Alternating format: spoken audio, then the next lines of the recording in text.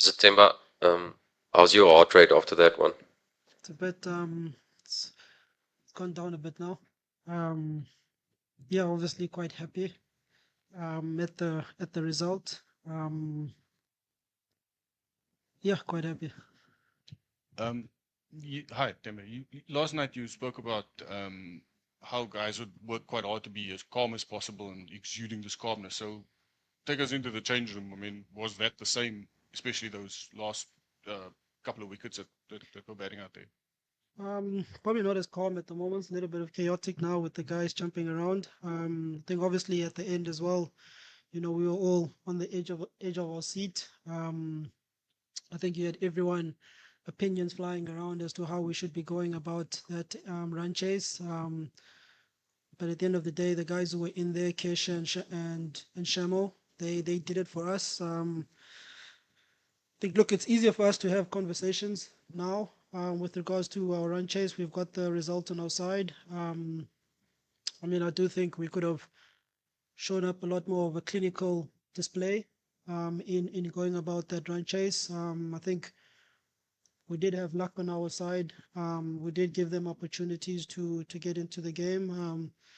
But fortunately for us, I think the gods were with us. But like I said, it's easier for us to have those conversations regarding how, probably regarding our blueprint and how we want to go about going about those run chases. But yeah, there were times when you would seem to be in sort of fifth gear and then sixth gear, and then you stayed there. And there were times when it seemed like it would be a normal option to sort of change down those gears, and because you were ahead of the game, ahead of the run rate, but you kept going. Sometimes you're not always in control of those kind of things. Was it a conscious decision, or was it just the momentum was unstoppable? Yeah, I think that's the word there is control.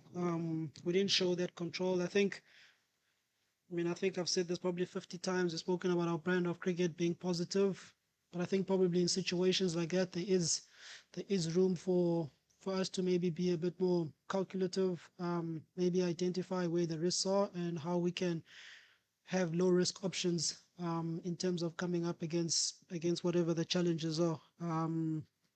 Again, like I said, I think it's conversations that we're going to need to have, and it's the learnings that we're going to have to take out of performances like these. I think from a belief point of view, what I must say is that if I think it will go a long way in terms of our team, in terms of how far we believe that we can go in the tournament. So I don't think we can overlook that and focus too much on maybe how the way we went about our chase kind of fuels that narrative of us not being clinical when it comes to run chases. I think there's a lot of positives that we should take and momentum that we should run.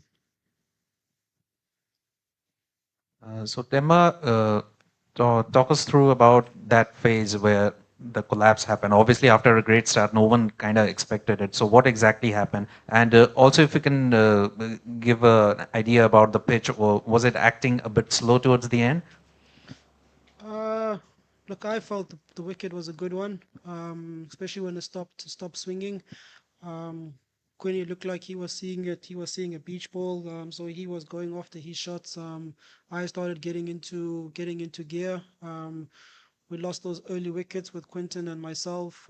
Partnership started to form between Rassi and Aiden. I guess those partnerships just weren't long enough for it to be a clinical performance. And then obviously at the end, that's where I guess the panic, I would say, kind of set in. Haven't chatted to the guys yet, so I can't say what the guys were thinking at that point in time. Then I think at the end, Kesh got it over the line. Um, Probably was a lot more cautious than we know Kesh to be. So I guess there we'll have to understand what his thinking was. So hard for me to really give you proper insight into the psyche of the guys while they were batting there. Maybe in the presser leading up to the game, there'll be answers. Tim, you've used the word clinical a few times in that you want to improve the clinicalness of your performance. But, this question of can you chase has hung over you and your players, and you've been asked about it for quite a while now. How far do you think you went tonight in answering that question? Look, I think the way we see it, it's more of a challenge. A challenge that where we're looking to obviously improve within our betting. We're looking at how we can be better as a betting unit. So we don't see it as a hurdle.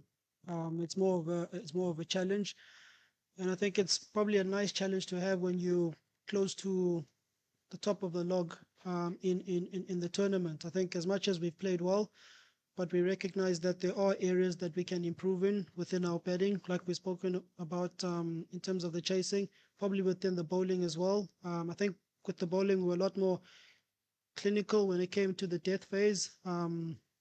So I think there's improvements that we're making. We haven't played our best game or cricket yet. So I think that's a good sign really for a team that finds themselves close to the top of the log. Hi, Temba. This has been a pretty challenging tournament for new ball bowlers with the ball not swinging as much, but Marco has excelled in that phase, even though the ball hasn't been swinging much. So could you just talk us through about what makes Marco effective even in these conditions? I think the ball is swinging.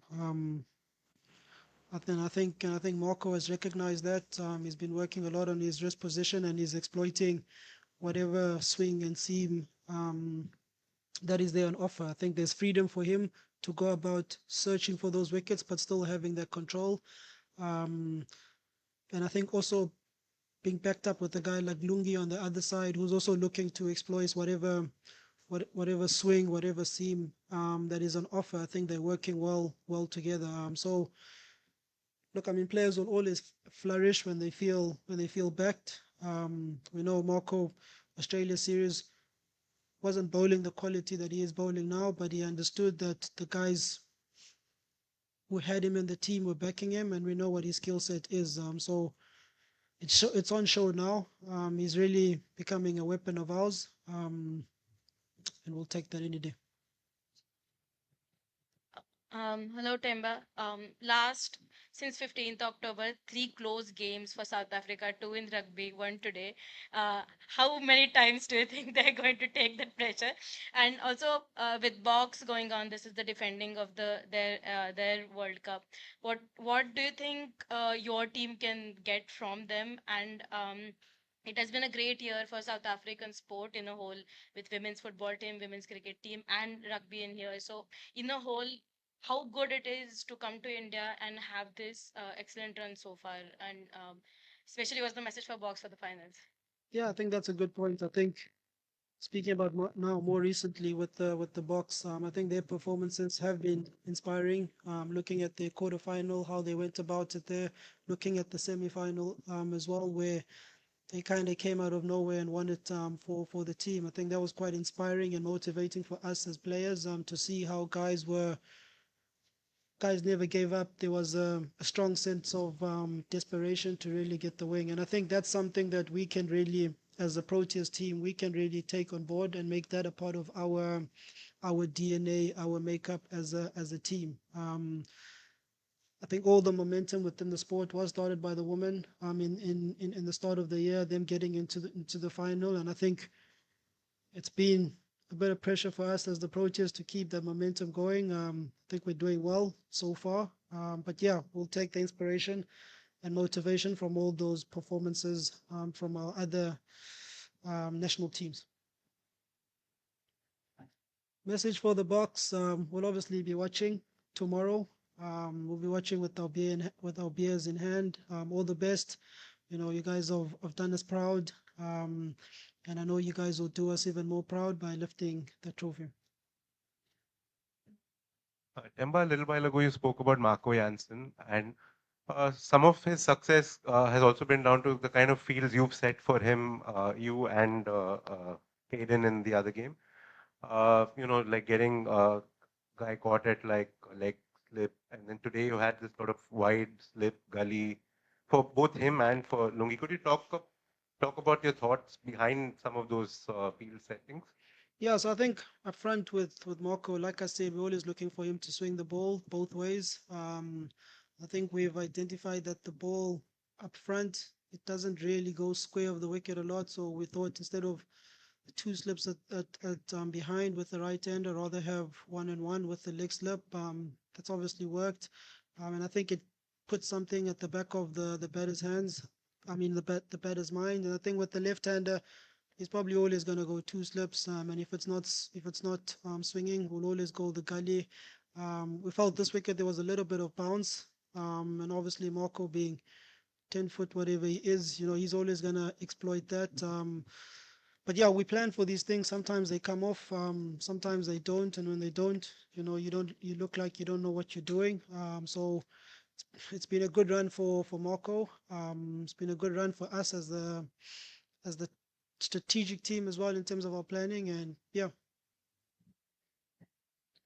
So you said that there were loads of opinions flying around about what you guys should be doing. I was just wondering who was saying what and who was shouting just smack it for six, or what was those I conversations won't, I going? won't say who the names were, but I think yeah, at one point I think Kesh was 2 of 16, and some people felt that that's probably not what you want in that situation. We know Kesh is a guy that always goes the positive route. He always looks to play his shots. He was a much more subdued today in that situation. So I guess there was that almost that desire and encouragement from the guys for him to keep going um, with that. It's obviously hard when you're in there in the moment. It's easier for us on the outside. But yeah, there were opinions all coming from a good place. From a good place.